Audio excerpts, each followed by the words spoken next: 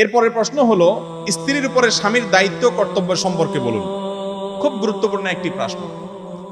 আমাদের দেশে স্বামীর প্রতি স্ত্রীর কর্তব্য কি, এই ওয়াজে শুধু বেশিরভাগ শোনা যায়, ঠিক না বেঠিক?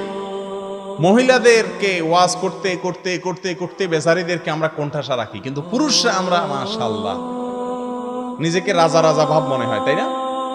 অথচ স্ত্রীর যেরকম অনেক কর্তব্য আছে স্বামীর প্রতি, স্বামীরও অনেক কর্তব্য আছে স্ত্রীর প্রতি, ঠিক না বেঠিক?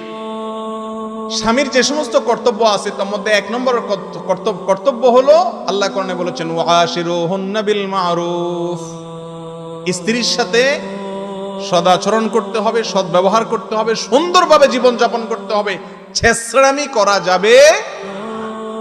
বহুত পুরুষ আছে সংসার করা ঠিক আছে বউয়ের সাথে, কিন্তু ছেঁচড়ার মতো সংসার করে, আছে না নাই?